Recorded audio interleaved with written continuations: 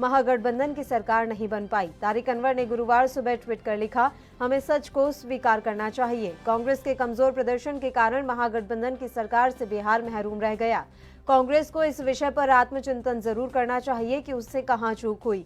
AIMIM की बिहार में entry शुभ संकेत नहीं है। बता दें कि तारिक अनवर कांग्रेस के महासचिव हैं और मूल रूप से बिहार से ही आते हैं। तारिक ने इसके अलावा नीतीश कुमार को लेकर भी ट्वीट किया। और इस खबर पर तमाम जानकारी के साथ हमारे संवाददाता मिथिलेश मिश्रा लाइव जुड़ चुके हैं। मिथिलेश, पूरी जानकारी इस समय कांग्रेस में किस तरह की हलचल देखने को मिल रही है, क्योंकि तमाम जो अंदरूनी लड़ाई है वो अब खुलकर सामने आने लगी है और शक्ति सिंह गोहिल से लेकर कांग्रेस के प्रदेश अध्यक्ष पर सवाल उठ रहे हैं। कांग्रेस को जिम्मेदार ठहराया जा रहा है महागठबंधन की हार को लेकर। देखिए, कल पटना में सदाकत आश्रम में एक बैठक किया गया था। कांग्रेस के सारे जितने भी शीर्ष के नेता सारे लगभग मौजूद थे वहां पर, और जिसमें प्रेमचंद मिश्रा हो, चाहे शक्ति सिंह गोहिल हो, चाहे मदन मोहन झा हो, इन तमाम लोग वहां पे मौजूद थे और अपनी जो शिकस्त की कहानी थी उस पे वो अपनी बातें करना चाह रहे थे। उन तमाम बातों के बीच में जिस तरीके का बातें छन करके निकला था उस पे आरोप प्रत्यारोप की और काफी ज्यादा दिखा। इसके अलावा किसान सेल के जो अध्यक्ष है उन्होंने सीधे तौर पे आरोप लगाया कि जो शीर्ष के नेता थे, खासकर जो नेतृत्व करने वाले मदन मोहन झा है, चाहे आपका प्रेमचंद मिश्रा हो, चाहे शक्ति सिंह गोहिल हो, इन सभी लोगों का जिस तरीके का नेतृत्व क्षमता था वो सही नहीं था। इसकी शिकायत हम लोग राहुल गांधी से, सोनिया गांधी से करेंगे। देखिए, इन तमाम बिंदुओं पर अगर हम बातें करें तो निश्चित तौर पे आपस में ही इन लोगों की कला साफ तौर पे दिखाई दे रहा है। चाहे तारिक अनवर ने भी जिस तरीके से उन्हें तंज कसते हुए तमाम गतिविधियों के विषय में अवगत कराया, खास करके एआईएमआईएम के विषय में भी उन्होंने बताया था कि उनको कम आंकलन करना ही इन लोगों के लिए बहुत बड़ी शिकस्त कही जा सकती है। तो लेकिन जिस तरीके का खास करके कांग्रेस की अलगाव में या सीधे तौर पे कह सकते हैं कि जो दरार है अभी, वो दरार अब साफ तौर पे दिखने लगा है। खास करके बिहार की जो अभी 70 सीटों पे इन्होंने अपनी खुद की भूमिका जो निभाया, जिसमें छन करके बहुत कम सीट आया, जो इन लोगों ने आंदोलन किया था उस आंदोलन की अपेक्षा अब की बार जो कम दिखाई दिया उसको लेकर के इन लोगों में सीधे तौर पे दरार की स्थितियां दिखाई दे रहा है। और अब सबसे अहम बातें ये कही जा सकती है कि आखिर दोषी कौन है। जहां पे एक तरफ मदन मोहन झा कहते हैं कि हम दोषी नहीं है, वही अखिलेश के खेमे वाले शख्सियत लोग भी कहा करते हैं, क्योंकि दोनों की अलगाव अभी इसके चुनाव के पहले भी हम लोगों ने एक बार साफ तौर पे एनबी न्यूज ने दिखाया था कि जो उनकी बयान होते हैं खास करके अखिलेश फूट की, और दूसरी तरफ आप देखें तो मदन मोहन झा की, तो दोनों की अलगाव की स्थिति देखा जा रहा था। लेकिन शीर्ष के जो नेता थे आकर के उन लोगों ने दोनों के एक मत करके एक प्लेटफॉर्म पर ला करके बिहार के चुनाव की रणनीति तैयार किया था। लेकिन इन रणनीतियों के बीच में जो उत्थान चाहिए था वो पतन की तरफ दिखाई दिया। खास करके जितनी सीट आनी चाहिए तो वो सीट उनको नजर नहीं आया, जिसको लेकर के नेतृत्व पर निश्चित तौर पे दोषारोपण कर करके उनकी सवालिया निशान जरूर खड़ा किया जा रहा है। जी बिल्कुल, और ये बताया जा रहा है कि तारिक अनवर ने जो ट्वीट किया है उसके बाद भी तमाम तरह की प्रतिक्रियाएं सामने आ रही हैं। मिथिलेश, देखिए, दो गुटों में बंट रही है कांग्रेस यहाँ पर। एक गुट कह रहा है कि हमने बेहतर प्रदर्शन किया है, हमने कोई कमी नहीं छोड़ी, और वहीं दूसरे गुट का ये कहना है कि हमने खराब प्रदर्शन किया है और हमारी वजह से ही महागठबंधन सरकार बनाने से चूक गई। पार्टी आला कमान की अगर हम बात करें तो राहुल गांधी और सोनिया गांधी का क्या कुछ रुख नजर आ रहा है? क्या वो अपनी हार स्वीकारने के लिए तैयार होंगे?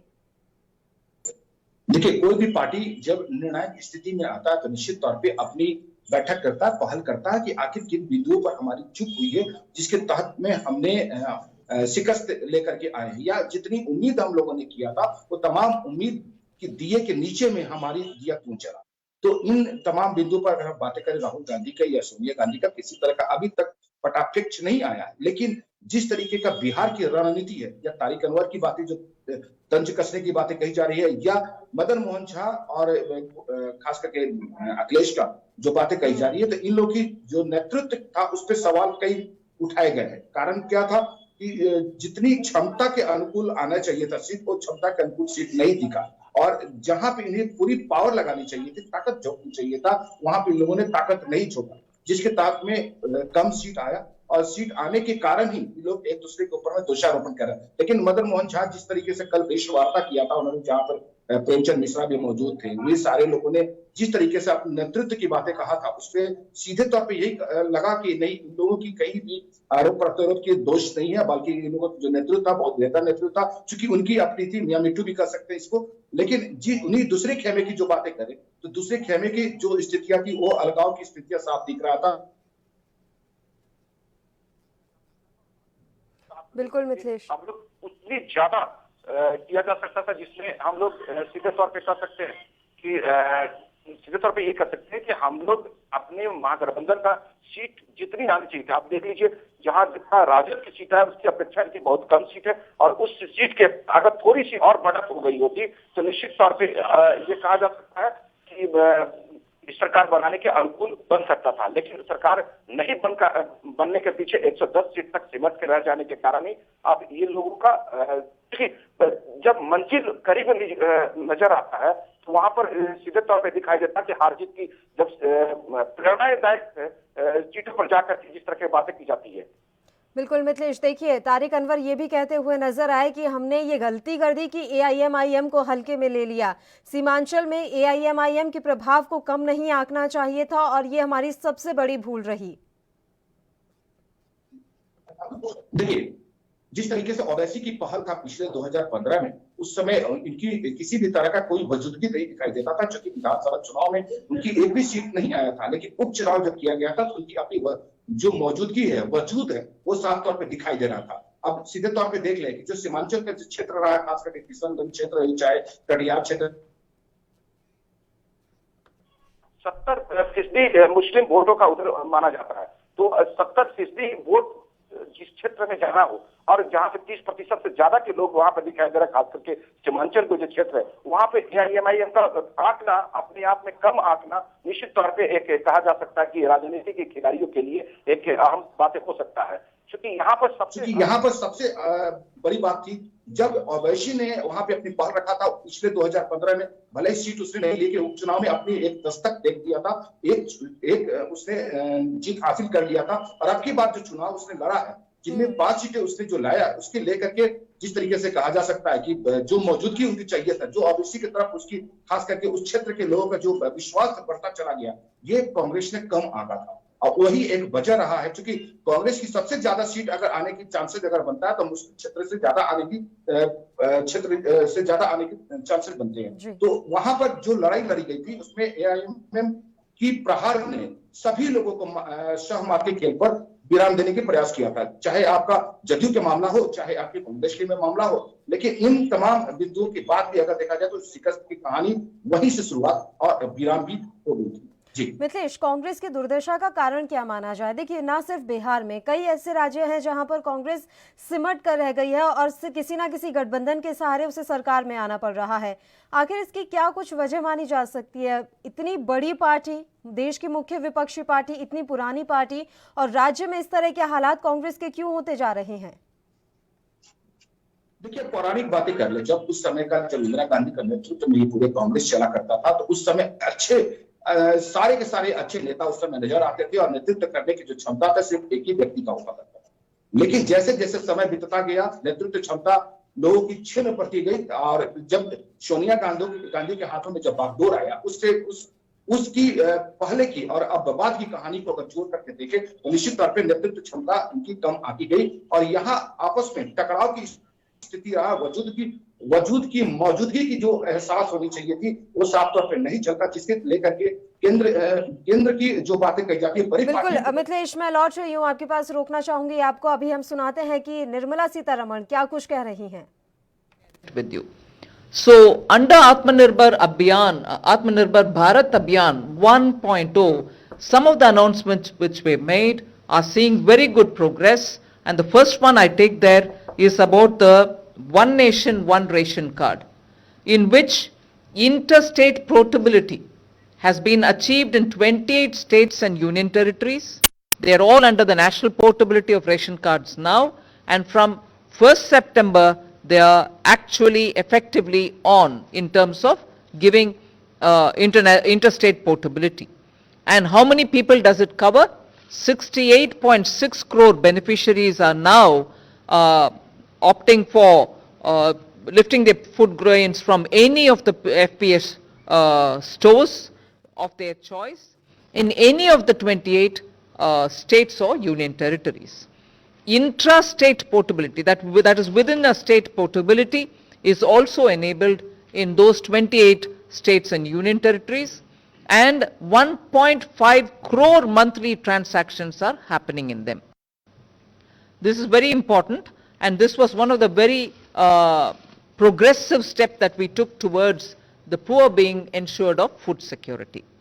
If you go to the next one, which is the PM Street Vendors Atmanirbhar Nidhi, which is the PM Swanidhi, you have 26.62 lakh loan applications which have been received, of which 13.78 lakh loans totaling 1,373 crores which have been sanctioned in 30 states and 6 union territories. So the coverage of the PM Swanidhi for the street vendors is now there in 30 states, and that is the number of people who have already got covered, and applications which are otherwise there will all be attended to at the earliest. I remember talking before you all about migrant workers and also the way in which the union government is responding to make sure that they are given some kind of a facilitation. However, the portal which was going to have been made for recording the movements of migrants from where to where and so on, the work was commenced on starting a portal. Labour Ministry together with the Finance Ministry and other concerned ministries are working together closely with the states, and the work has commenced for creating a portal on migrant workers. आत्मनिर्भर भारत अभियान के अंतर्गत सबसे पहले प्रावधान किया गया था अन्न और धन की कोई कमी ना आए, और उसी दिशा में माननीय वित्त मंत्री जी ने उस समय भी एक घोषणा की थी कि एक देश एक बाजार की तर्ज पर एक देश एक राशन कार्ड, इस दिशा में भी हम आगे बढ़ेंगे। राज्यों को कहा था कि अपने यहाँ पर लागू करें, और हमें कहते हुए प्रसन्नता हो रही है कि 28 राज्यों में और यूनियन टेरिटरीज में इसको लागू कर दिया गया है 1 सितंबर 2020 से।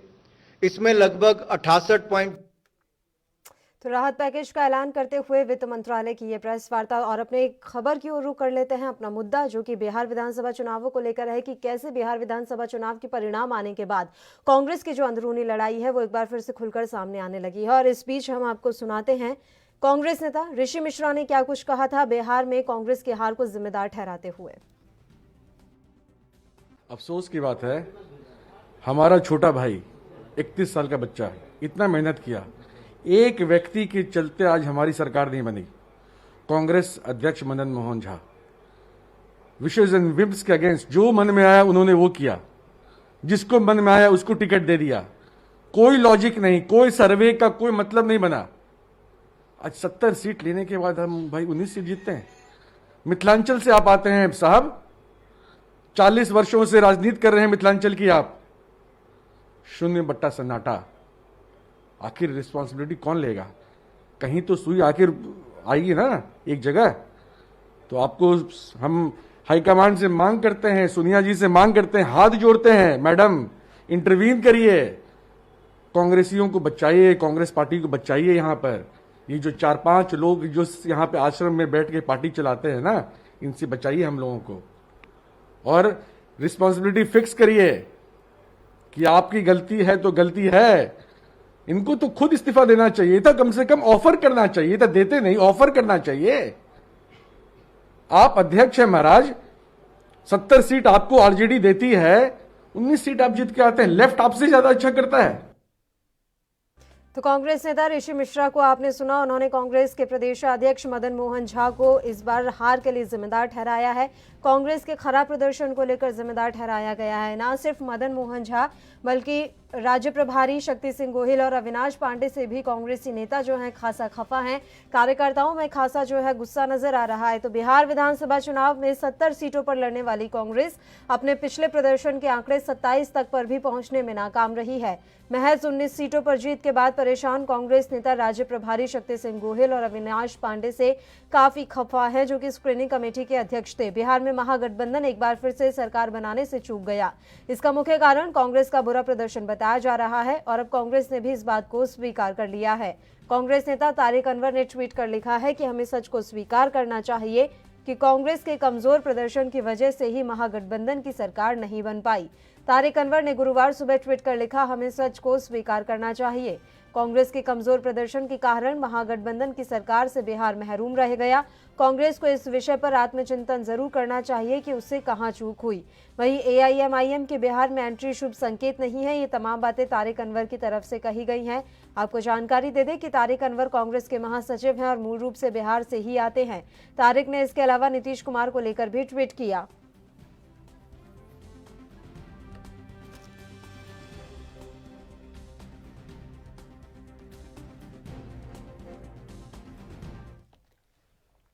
और इस खबर पर तमाम चर्चा के लिए इस समय कांग्रेस से कुंदन गुप्ता जी फोन लाइन पर हमारे साथ जुड़ गए हैं। कुंदन जी, बिहार में लगातार एक के बाद एक तमाम तरह की प्रतिक्रियाएं सामने आ रही हैं और कांग्रेस की अब अंदरूनी लड़ाई लगता है खुलकर सामने आने लगी है। आरोप लग रहे हैं आपके सीनियर लीडर्स पर कि उनकी वजह से महागठबंधन सरकार बनाने से चूक गया। देखिए, हेलो जी,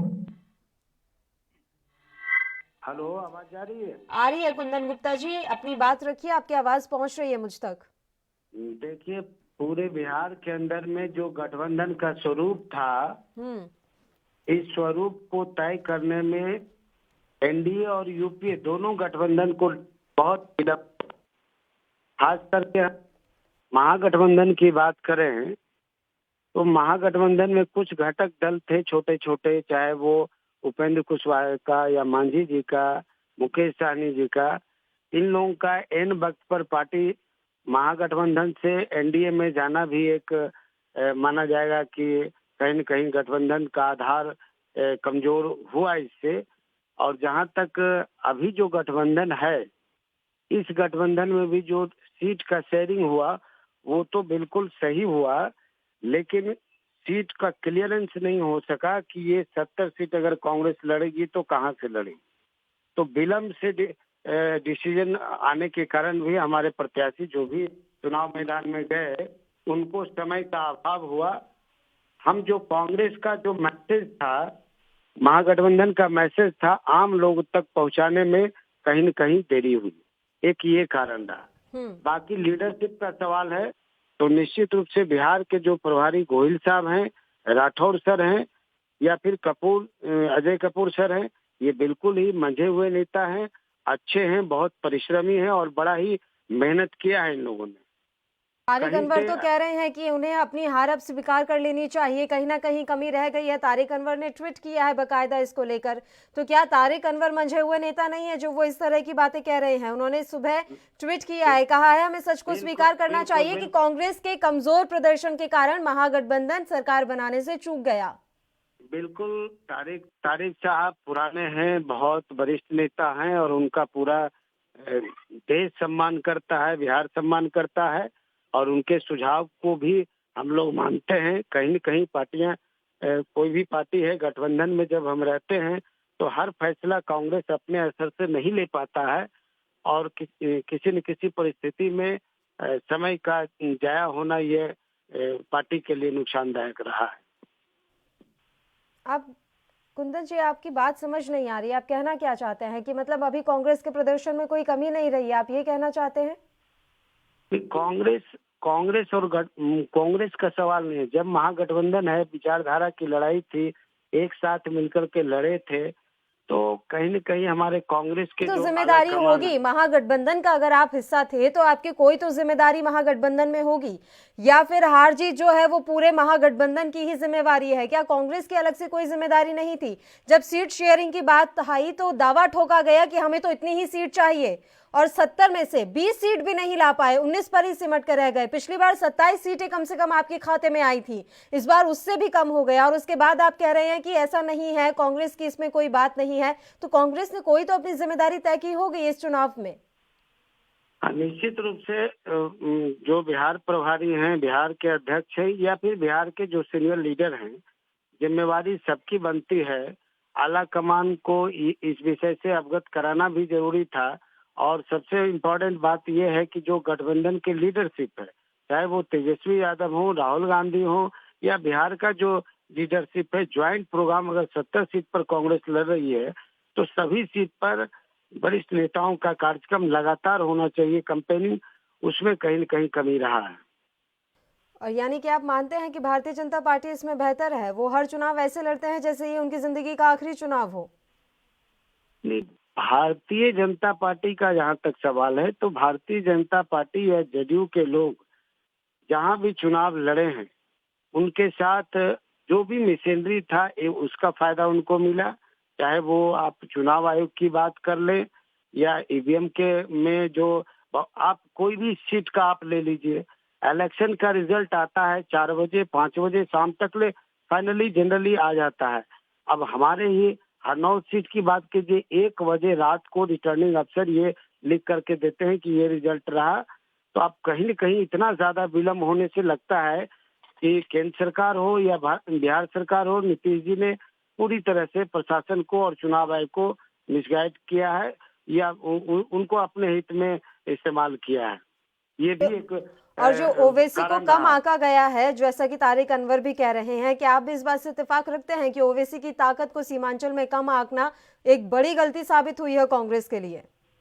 देखिए, कांग्रेस हमेशा से विचारधारा की लड़ाई लड़ी है और ओवैसी की विचारधारा और उसका जो बुनियाद है कहीं न कहीं देश हित में नहीं रहा है। इसलिए कांग्रेस कभी भी वैसी ताकतों का साथ लेकर के नहीं चल सकता है जो देश विरोधी ताकत हो। और कांग्रेस की बात करें, ओबीसी को कम आंकने की बात, तो कोई भी आदमी माइनॉरिटी बेल्ट में उनका जो सीट आया है, तो माइनॉरिटी कहीं न कहीं इस बार पूरे देश के अंदर में जब एनआरसी का मामला उठा था तो एनआरसी के मामले पर भी कांग्रेस ही माइनॉरिटी के साथ खड़ा रहा है। और बाकी जितने भी मुद्दा है, चाहे वो राफेल का मामला हो, जीएसटी का मामला हो, नोटबंदी का मामला हो, तो हमारे राहुल जी ने मुस्तैदी से पूरे देश को सावधान किया, आगाह किया। और मोदी जी और भाजपा की जो नीति रही है और खास करके ओवैसी की बात करें तो वो कहीं न कहीं भाजपा को ही फायदा, भाजपा के बी टीम के रूप में निश्चित रूप से काम किया और उससे कांग्रेस को नुकसान हुआ। इससे गुप्ता जी, आपसे ये भी जानना चाहूंगी कि क्या अभी भी महागठबंधन जोड़ तोड़ की राजनीति कर सरकार बनाने की कवायद में जुटा हुआ है? ये जानकारी मिल रही है कि जो महागठबंधन की बैठक हो रही है उसमें कहीं ना कहीं ये चर्चा होनी है कि किस तरह से अब हम किसे अपने साथ ला सकते हैं। एक आखिरी कोशिश क्या यहाँ पर की जा रही है तेजस्वी यादव की तरफ से? जी नहीं, महागठबंधन की ओर से कोई जोड़ तोड़ की राजनीति नहीं हो रही है। महागठबंधन से लोकतंत्र की मर्यादा और चुनाव की जो परंपरा है उसके लेकर के बैठक हो रही है कि न्याय मिलना चाहिए। क्या कारण है कि एक रात तक से किस्ती होते रहा? क्या कारण है कि 4-5 राउंड के बाद जब हमारे प्रत्याशी का बढ़त बनते रहा फिर काउंटिंग स्लो कर दिया गया? कहीं न कहीं ऐसा लगता है कि चुनाव आयोग और ये बिहार सरकार दोनों की मिली भगत है। ये इंसाफ की लड़ाई है। महागठबंधन की ओर से न्याय की मांग है, चुनाव आयोग से, सुप्रीम कोर्ट से न्याय के लिए हम लोग बैठक कर रहे हैं। लोकतंत्र जी, आखिरी सवाल है, कांग्रेस ने जैसी इस समय शिकस्त देखी है बिहार में, क्या उसके बाद सोनिया गांधी और राहुल गांधी इस बात पर मंथन करेंगे कि इस तरह की दुर्दशा कांग्रेस के राज्यों में क्यों होती जा रही है? निश्चित रूप से आला कमान गंभीरता से सारे नेताओं से, बिहार के नेताओं को बुला करके चिंतन मंथन होगा। जहां कोई कमियां रही है उसको आगे आने वाले भविष्य में सुधारा भी जाएगा। और वर्तमान समय में जो अभी राजनीतिक उठापटक चल रहा है सरकार बनाने को लेकर के, तो ये तो बिल्कुल साफ है कि जितने सीट से सरकार बनाने का दावा नीतीश जी कर रहे हैं उससे दुगने तिगने सीट पर बहुत कम अंतर से जीते हुए कैंडिडेट को हराने का प्रशासनिक प्रयास किया गया है। क्या कारण है कि आप जब काउंटिंग करते हैं फिर रिकाउंटिंग कराते हैं, तो आप अगर कोई 50 वोट से जीत रहा था तो उसको आप फिर जो है कि 13 वोट से आप कर देते हैं। ये कहीं न कहीं प्रशासन में अगर कोई भी रिटर्निंग अफसर साइन कर करके दे दिया कि ये आपका वोट रहा। जी, मुझे ऐसा लगता है कि कांग्रेस को देखिए खुद पर अभी विचार करना चाहिए, मंथन की जरूरत है। आप चलिए बिहार के लिए कह देंगे कि रिकाउंटिंग हो गई, रिटर्निंग ऑफिसर ने घपलेबाजी कर दी, लेकिन ऐसा हालात आपने देखा मध्य प्रदेश में क्या हुआ, यूपी में क्या हुआ। यूपी में तो इतना ज्यादा प्रियंका गांधी वाड्रा का लग रहा था कि प्रभाव हो रहा है, वो तमाम तरह के वहां पर काम करने की कोशिश कर रही है। लेकिन ऐसा नहीं हो सकता ना कि हर राज्य में ईवीएम में गड़बड़ी हो गई हो, रिटर्निंग ऑफिसर ने कोई घपलेबाजी कर दी हो। बिहार के परिप्रेक्ष्य में आप ये बात कह रहे हैं? लेकिन कहीं ना कहीं मंथन की जरूरत है कांग्रेस को कि इस तरह की स्थिति क्यों बन रही है? राष्ट्रीय स्तर पर भी जहां जहां भी चुनाव हुआ, सवाल उठाया गया ईवीएम पर। आप बैलेट का मानते हैं कि जमाना बदला है, हम बैलेट से आ गए हैं, अब ईवीएम पर आ गए हैं, लेकिन टेक्निकल जो काम है उस पर अगर संदेह होता है तो आप संदेह का निराकरण करेंगे ना, कि आप सीधे रिप्लाई कर देंगे कि कुछ नहीं, जो हमने कह दिया, हम स्वतंत्र इकाई है, हम पर कोई दबाव नहीं दे। चुनाव आयोग भी लोकतंत्र का एक हिस्सा है, उसको वो संवैधानिक बॉडी होने के साथ साथ में वह भी भारतीय संविधान की रक्षा के लिए और लोकतंत्र की रक्षा के लिए ही बना है, इंसाफ के लिए ही बना है। कहीं न कहीं इसमें तो ईवीएम का जो मामला है और अधिकारियों का जो रवैया है, ये संदेह पूर्वक है। ठीक है सर, फिर भी कांग्रेस को भी अब आत्ममंथन और चिंतन की बेहद जरूरत है। ईवीएम और जो भी तमाम आपने बातें कही हैं, ये तो हार का ठीकरा फोड़ने वाली बात हुई। फिलहाल आपका बहुत बहुत शुक्रिया तमाम चर्चा के लिए, आप हमारे साथ जुड़े। तो आपको बता दें कि बिहार कांग्रेस के खराब प्रदर्शन के बाद अब कांग्रेस को जो नेता है एक दूसरे पर आरोप प्रत्यारोप का जो है सिलसिला शुरू कर चुके हैं। लगातार ये बात कही जा रही है कांग्रेसी नेताओं की तरफ से कि कांग्रेस की वजह से महागठबंधन को हार का मुंह देखना पड़ा और इसके लिए अब आत्ममंथन और चिंतन की जरूरत है। एक छोटे से ब्रेक के लिए हम यहाँ रुक रहे हैं, फौरन हाजिर होंगे।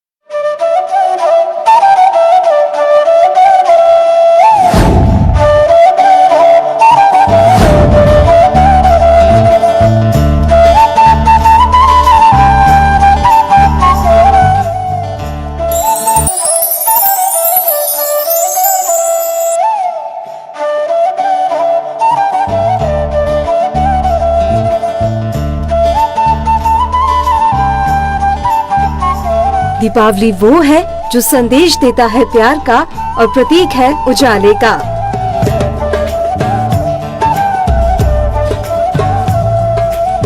दीपावली वो है जो काम के साथ साथ संस्कृति और सभ्यता भी सिखाती है।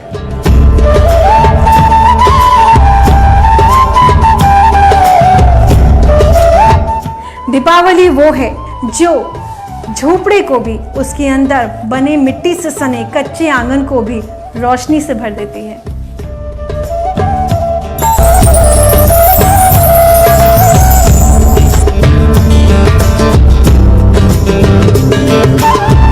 दीपावली वो है जो अपनी खुशियों में सारे जहां को शरीक कर लेती है।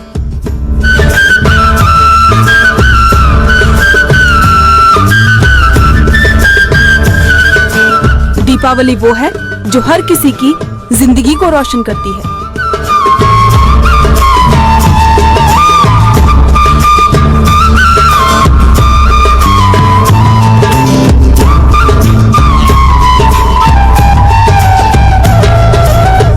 दीपावली वो है जो दीपों का दीदार करती है और खुशियों की बौछार करती है। दीपावली वो है जो मिट्टी के दिए बनाने वाले कुम्हार का घर भी रोशन कर देती है। घर से दूर रहकर भी एएनबी न्यूज में हम मना रहे हैं खुशियों वाली दिवाली। एएनबी न्यूज परिवार की तरफ से आप सभी दर्शकों को दीपावली की हार्दिक शुभकामनाएं।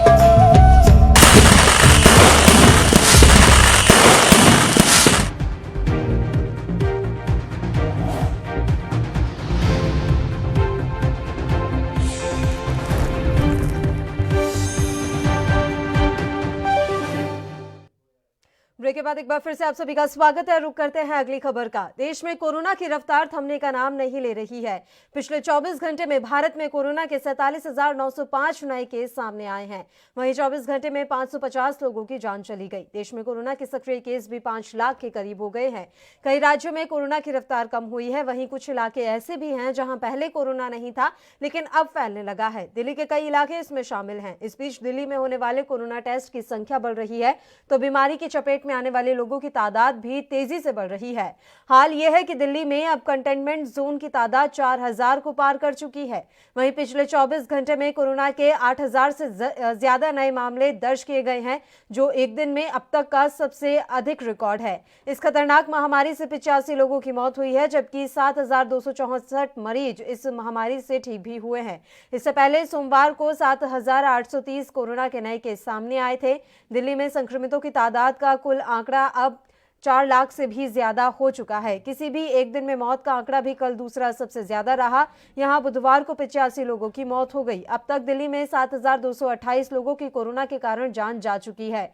दिल्ली में रिकवरी दर जो है काफी ठीक है, लेकिन फिर भी देश के लिहाज से ये कम ही है। वहीं सक्रिय मरीजों की दर दिल्ली में 9% से ज्यादा है और डेथ रेट भी 1% है। दिल्ली में करीब 25,000 कोरोना मरीज होम आइसोलेशन में भी हैं।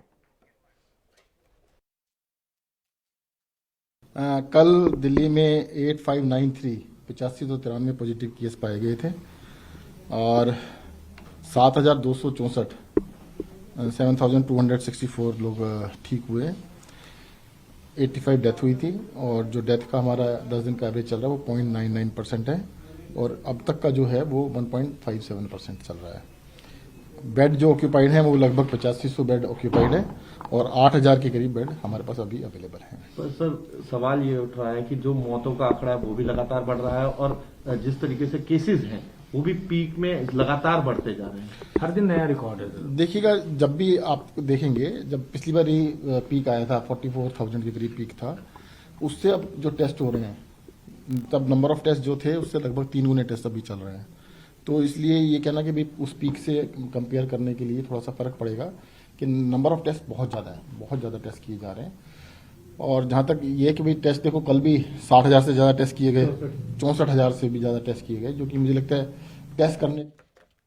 और खबर पर तमाम जानकारी के साथ हमारे संवाददाता दिल्ली से राजीव तिवारी समय लाइव जुड़ गए हैं। राजीव, पूरी जानकारी कोरोना को लेकर देश भर का क्या कुछ हाल?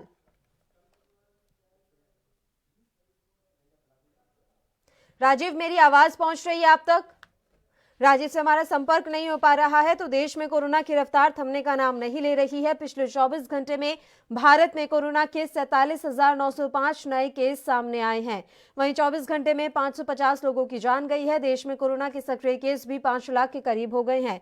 कई राज्यों में कोरोना की रफ्तार कम हुई है। वहीं कुछ इलाके ऐसे भी हैं जहां पहले कोरोना नहीं था लेकिन अब फैलने लगा है। दिल्ली के कई इलाके इसमें शामिल हैं। इस बीच दिल्ली में होने वाले कोरोना टेस्ट की संख्या बढ़ रही है तो बीमारी की चपेट में आने वाले लोगों की तादाद भी तेजी से बढ़ रही है। हाल यह है कि दिल्ली में अब कंटेनमेंट जोन की तादाद 4000 को पार कर गई है। पिछले 24 घंटे में कोरोना के 8593 नए केस दिल्ली से दर्ज किए गए, जबकि 7264 मरीज ठीक हो गए हैं। इससे पहले सबसे ज्यादा केस जो है सोमवार को 7830 सामने आए थे। दिल्ली में संक्रमितों की तादाद का कुल आंकड़ा अब 4.59 लाख से ज्यादा है। किसी भी एक दिन में मौत का आंकड़ा भी कल दूसरा सबसे ज्यादा रहा। यहां बुधवार को 85 लोगों की कोरोना के कारण मौत हो गई। अब तक दिल्ली में 7288 लोगों की कोरोना से मौत हो चुकी है। दिल्ली में रिकवरी दर करीब 89% है, लेकिन देश के लिहाज से ये काफी कम है। वहीं जानकारी ये भी मिल रही है कि दिल्ली में करीब 25,000 कोरोना मरीज होम आइसोलेशन में हैं, जिनका इलाज चल रहा है। और खबर पर तमाम जानकारी के साथ राजीव तिवारी इस समय हमारे साथ जुड़ गए हैं फोन लाइन पर। राजीव, हम आपसे जानकारी चाह रहे हैं कि देश में फिलहाल कोरोना को लेकर क्या कुछ स्थिति नजर आ रही है?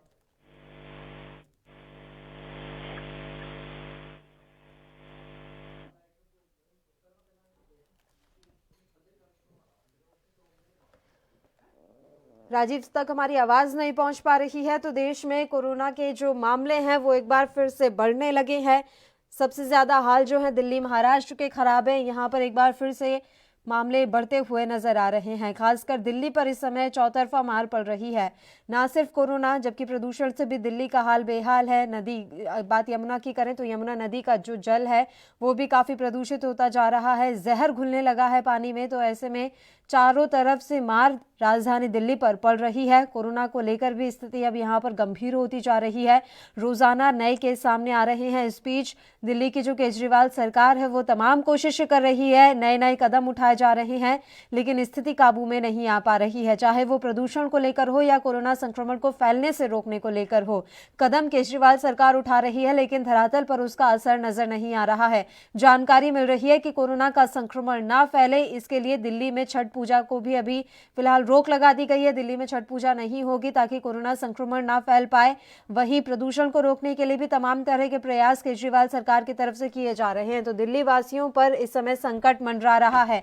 हमारे संवाददाता राजीव तिवारी एक बार फिर से हमारे साथ जुड़ गए हैं। राजीव, पूरी जानकारी हम आपसे चाह रहे थे, देश की क्या कुछ स्थिति है कोरोना को लेकर?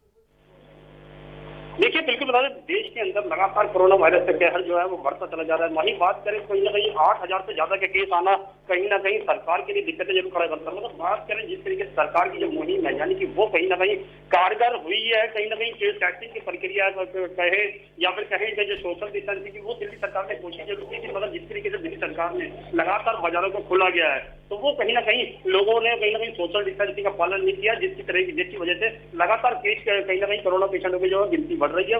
मगर टेस्टिंग की जो प्रक्रिया वो जरूर इसमें कारगर रही है। मगर दिल्ली सरकार ने केंद्र सरकार से जिस तरीके से स्वास्थ्य जो मंत्री हैं यानी कि हर्षवर्धन जी, उनसे एक पत्र लिखकर कहीं ना कहीं ये मांग की है कि जो दिल्ली सरकार के अंदर जो बेड वगैरह की जो स्थिति है उसको कहीं ना कहीं बढ़ाने की कोशिश की जाए। बात करें वेंटिलेटर की या बेड की तो वो कहीं ना कहीं इसके अंदर देखना होगा किस तरीके से कारगर होती है। जी बिल्कुल राजीव, आप लगातार हमारे साथ जुड़े रहिए। इस मसले पर चर्चा के लिए भारतीय जनता पार्टी से अनमोल राणा जी भी इस समय हमारे साथ जुड़ गए हैं। अनमोल राणा जी, क्या वजह मान रहे हैं आप? कोरोना ने एक बार फिर से दिल्ली पर अटैक किया है, तीसरी लहर यहां पर शुरू हो गई है, रोजाना जो है नए मामले और काफी ज्यादा संख्या में मामले सामने आ रहे हैं, तो इसकी वजह आपकी नजरों में क्या है?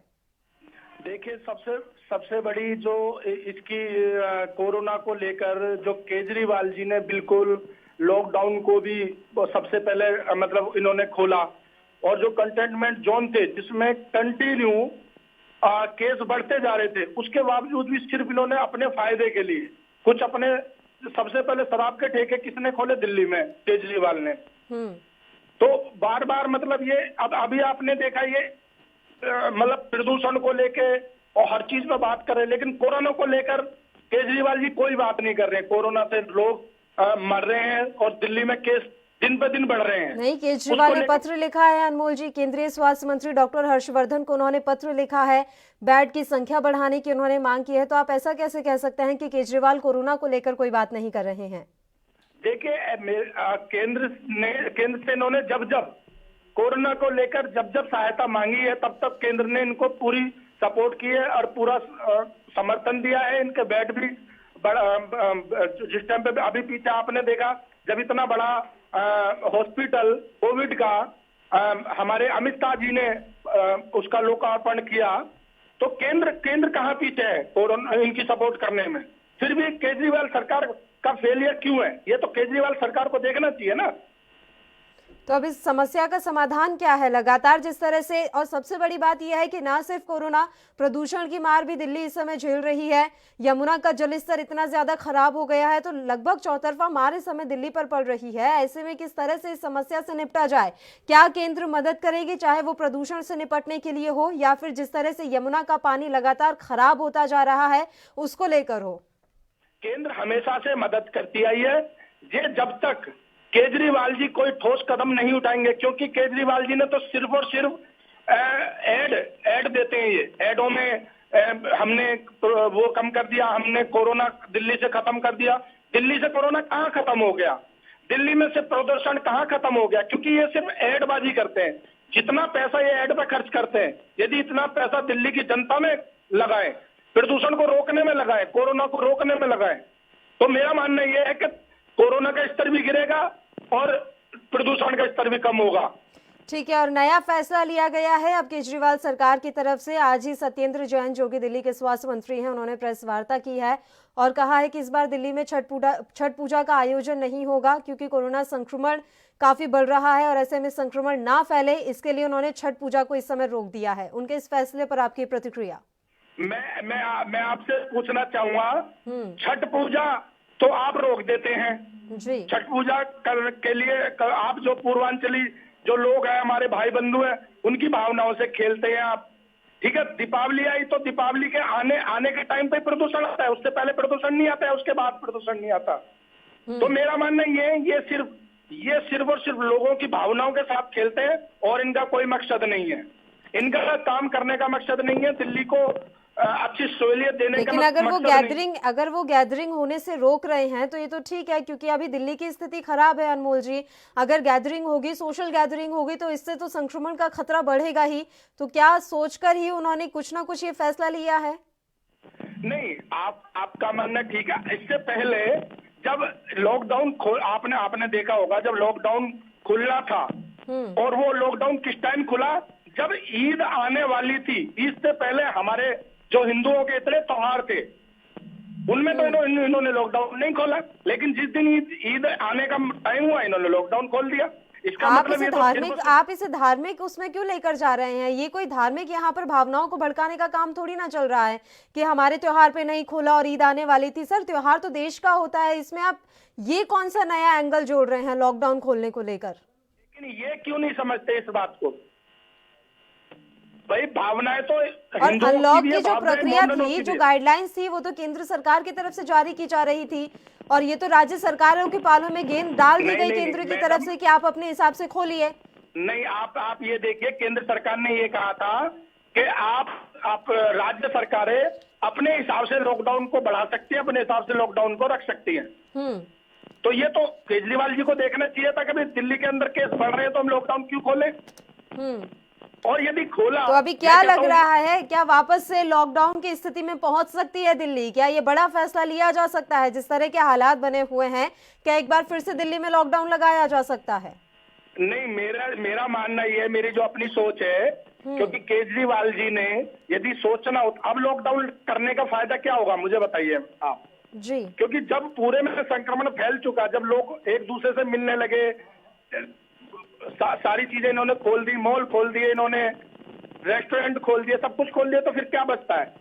अब तो इन्हें कम से कम इसकी प्रिकॉशन के बात करनी चाहिए, इन्हें बेड वगैरह जो भी बढ़ाने वो बढ़ाने चाहिए। और इसके लिए तो पत्र लिखा है अनमोल जी, मैं यही आपसे जानना चाहूंगी।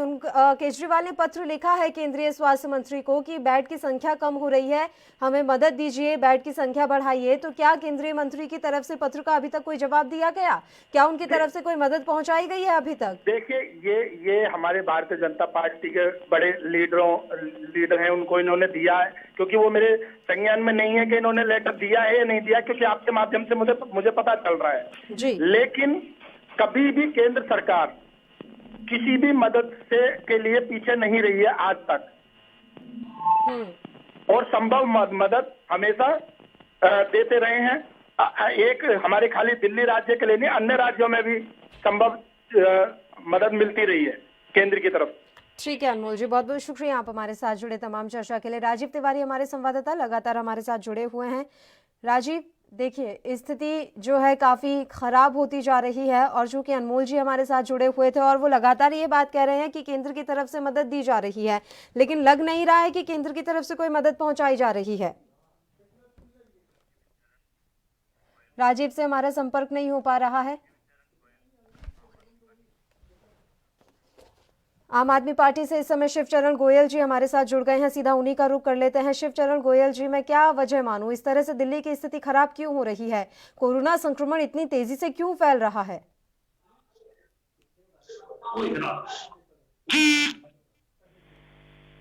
आप एक बात मैं बताना चाहूंगा कि कोरोना के विषय में जो बात करते हैं, जिस समय मार्च के अंदर लॉकडाउन लगा था 24 तारीख को, उस समय हमारे मुख्यमंत्री अरविंद केजरीवाल जी जो लगातार 2 महीने काम करके जो संदेश पूरी दिल्ली में, पूरे भारत में दिया, और उसी का आज नतीजा है कि आज कहीं ना कहीं पूरे देश के अंदर, दिल्ली के अंदर लोगों में जो डर का माहौल था, एक अंदर कोरोना का छत था, जब जून के अंदर हमारे मुख्यमंत्री जी ने कहा कि अब हमें कोरोना के साथ जूझना पड़ेगा और आपको इसी के साथ जूझते हुए अपने काम पे निकलना पड़ेगा, और जो उन्होंने एक होम आइसोलेशन और प्लाज्मा थेरेपी के माध्यम से जो पूरे दिल्ली में संदेश दिया, पूरे देश में संदेश दिया, पूरे संसार में संदेश दिया, उसी की वजह से आज कहीं ना कहीं कोरोना से हम जूझ भी गए हैं और उसका मजबूती से हम सामना कर रहे हैं। नहीं, मजबूती से आप तो सामना कर रहे हैं, लेकिन संक्रमण रुक नहीं रहा है। मैं तो उसकी वजह जानना चाह रही हूँ, संक्रमण रुक क्यों नहीं रहा है? और आप तमाम तरीके के कदम उठा रहे हैं, इसमें कोई दो राय नहीं है, लेकिन इन कदमों का धरातल पर क्या असर नजर आ रहा है? आपने छठ पूजा अभी रोक दी है, ठीक है, चलिए, सोशल गैदरिंग की बात कहकर आपने छठ पूजा को रोका। अरे सर, दिल्ली के बाजारों की हालत देखिए, वहां इतनी ज्यादा लोगों की भीड़ है, उस समय कहाँ आपका प्रशासन जाता है, कहाँ निगरानी रखी जाती है, कहाँ आपके सीसीटीवी कैमरास जाते हैं, उसका कुछ अता पता नहीं है। दीपावली की शॉपिंग को लेकर, खरीदारी को लेकर बाजारों में इतनी ज्यादा भीड़ है कि उन लोगों को देखकर लगता ही नहीं है कि कोरोना संक्रमण जैसा दिल्ली में कुछ है। आज मैं आपको बताना चाहूंगा कि कम से कम भी जो कोरोना का जो पहला फेज था उसका का मुकाबला किया, सेकेंड, अब ये थर्ड लहर है दिल्ली के अंदर, और जितने केसेस अब बढ़ रहे हैं कि जिसका कारण एक और भी है। आज इतने टेस्टिंग दिल्ली में हो रही है, आज प्रतिदिन 80,000 टेस्ट डेली हो रहे हैं, जहाँ पर पहले आज से 4 महीने पहले जहाँ 20,000 टेस्टिंग होती थी, फिर 30,000, 40,000, 50,000, आज 80,000 टेस्टिंग हो रही है। हमारा टेस्टिंग करने का मेन मकसद एक ही है कि जितनी टेस्टिंग ज्यादा होगी उतना जितने भी उसके कोरोना के पेशेंट हैं वो कहीं ना कहीं ट्रेस होंगे और वो घर के अंदर अपने आप को वो पब्लिक के अंदर जाएंगे नहीं। उसके बाद कंटेनमेंट जोन लगा के हम सिविल डिफेंस के माध्यम से कहीं ना कहीं रोकथाम करने का प्रोग्राम है, बेड्स बढ़ाए जा रहे हैं हॉस्पिटल के अंदर, लेकिन उसके बावजूद भी हमारा पूरा कंट्रोल बना हुआ है। कंटेनमेंट जोन की तादाद भी 4,000 को पार कर गई है सर, और किस तरह की स्थिति का इंतजार किया जा रहा है? और मैं ये भी जानकारी आपसे चाहूंगी कि क्या केंद्र की तरफ से उस पत्र का कोई जवाब आया जो स्वास्थ्य मंत्री को लिखा गया था केजरीवाल की तरफ से? हमने केंद्र सरकार को पिछले कितने समय से हम उनको सूचित कर रहे हैं कि हमारे जो भी कदम है, आज जैसे हॉस्पिटल के अंदर बेड्स प्राइवेट में बढ़ाने की संख्या के बारे में बात है, और उसके बारे में लगातार उनको अवगत करवा रहे हैं कि ये एक अहम कदम है। प्राइवेट हॉस्पिटल में हमें बेड की संख्या बढ़ाने की परमिशन दी है, उसके बावजूद भी कहीं ना कहीं केंद्र की सरकार, भाजपा की सरकार आज भी कहीं ना कहीं इस मुद्दे को लेकर भी राजनीति कर रही है, और इस समय राजनीति करने का समय नहीं है, इस समय है सबको मिलकर काम करने का। तो मेरा तो सभी से यही बात है, जो भी कोरोना का संकट ये दिल्ली में थोड़ी है, ये पूरे देश के अंदर है, पूरे संसार के अंदर है, और पहले तो हमें आपस में इस तरह की राजनीति ना करना है, और हमें जो भी सारे कदम उठाने हैं वो मिलकर उठाए। और हमने इसके लिए पत्र के माध्यम से कई बार सूचित कर चुके हैं, लेकिन हमें इंतजार होगा कि हमें कब कर लेंगे। बेड की संख्या बढ़ाने को लेकर पत्र लिखा गया था। मैं जानकारी चाहूंगी कि अभी दिल्ली में कितने बेड की कमी है और कितना जरूरी है कि फौरी तौर पर इन बेड की संख्याओं को बढ़ाया जाए ताकि मरीजों के लिए सहूलियत हो। नहीं, अभी भी बेड की संख्या कम नहीं है, मैं आपको इतना बता सकता हूँ, आज भी बेड की संख्या कम नहीं है। कहीं भी आपको बेड की संख्या से कमी लेके कोई भी आपके पास ऐसी कोई पड़ताल नहीं आई होगी। हमारा मकसद है कि कोई भी आज हमें कोई भी स्थिति से निपटने के लिए हम पूरी तैयारी रखें, उस तैयारी के लिए हमने केंद्र सरकार को लेटर लिखा है। सर, आप तैयारी रख रहे हैं, गोयल साहब आप तैयारी रख रहे हैं, लेकिन वो तैयारियों का असर नजर नहीं आ रहा है। मैं बार बार आपको यही कहने की कोशिश कर रही हूँ, चौतरफा मार इस समय दिल्ली पर पड़ रही है, प्रदूषण से जूझ रहा है, जल प्रदूषण से जूझ रहा है दिल्ली। इसके अलावा कोरोना का जो संक्रमण है वो लगातार बढ़ता जा रहा है। किस से लड़ेंगे दिल्ली वासी और इसकी जिम्मेदारी किसकी है? आखिर जिम्मेदार कौन है इन परिस्थितियों के लिए? आपको मैं जहाँ आपने प्रदूषण के बारे में बात की, प्रदूषण आज से 6 साल पहले दिल्ली में कितना प्रदूषण होता था, उसके बावजूद हमने अपने निरंतर प्रयास से दिल्ली के अंदर 25-30% हम पॉल्यूशन कम कर चुके हैं। और आज जो हमने आप जो ये पीठ थपथपा रहे हैं गोयल साहब, मैं आपको जानकारी दे दूं, मंगलवार को दिल्ली ना सिर्फ देश का बल्कि दुनिया का सबसे प्रदूषित शहर था। उसके बाद भी आप अपनी पीठ थपथपाने की यहाँ कोशिश कर रहे हैं। आप अपने आंकड़े देखे, हमारे आंकड़े 6 साल पहले क्या कहते हैं और आज क्या कहते हैं। हम मैं आंकड़ों का बात कर सकता हूँ आपसे, आंकड़े आप उठा के देख रहे हैं 6 साल पहले कितना प्रदूषण था और आज कितना प्रदूषण। मतलब अभी बेहतर स्थिति में है दिल्ली, किसी तरह की कोई समस्या वहां पर नहीं है, अगर आपकी माने तो यही समझा जाए। हम 2 महीने से लगातार हम कह रहे हैं कि ये जो पराली जल रही है हरियाणा में, उत्तर प्रदेश में, यूपी के अंदर, इसको बंद किया जाए। और जो घोल हमने रसायन हमने पूसा में तैयार किया गया है उसको किसानों को मुफ्त उपलब्ध कराया जाए, ताकि एक तो वो जलाएंगे नहीं और खाद में कन्वर्ट हो जाएगा। जिस दिन भी पराली जलनी बंद हो जाएगी प्रदूषण अपने आप खत्म हो जाएगा। ये पराली जलने की वजह से प्रदूषण नहीं होगा। ठीक है, कोरोना पर वापस लौट आते हैं। सर, मैं जानना चाहूंगी कि कोरोना की तीसरी लहर आखिर दिल्ली में कैसे आई? आज की डेट में भी हम देख रहे हैं एक व्यापार भी एक जिंदगी का एक अहम पार्ट है। और हमने सबसे पहले तो ये काम किया गया कि जो टेस्टिंग के माध्यम से ये बताने की कोशिश की कि एक्चुअली में पेशेंट घर से खुद निकल गए। आज आप हॉस्पिटल चले जाए, मेरे क्षेत्र में एक सारे विश्व हॉस्पिटल है जिसका मैं चेयरमैन हूं। पहले वहां पर सुविधा नहीं थी, आज वहां पर प्रतिदिन 900 टेस्ट डेली होते हैं। उन 900 टेस्ट के माध्यम से जो पेशेंट वहां जाता है वो भी और लास्ट डाले तो साथ में टेस्टिंग उसकी होती है।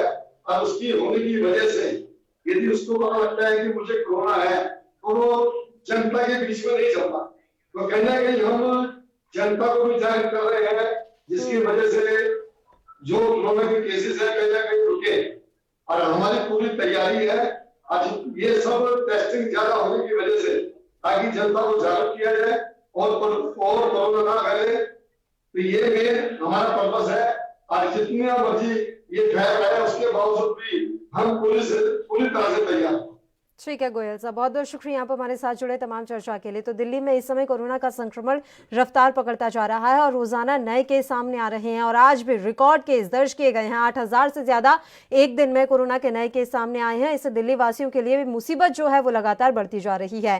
केजरीवाल ने केंद्र सरकार से मदद मांगी है। देखने वाली बात यह रहेगी कि केंद्र सरकार की तरफ से क्या केजरीवाल को एक बार फिर से मदद पहुंचाई जाती है और केजरीवाल सरकार जो तमाम फैसले और निर्णय ले रहे हैं इन फैसलों का क्या वाकई में धरातल पर असर नजर आता है। इसी के साथ इस बुलेटिन में इतना ही। मुझे दीजिए इजाजत। देश प्रदेश की तमाम ताजा और अहम खबरों के लिए आप देखते रहिए ANB न्यूज। नमस्कार।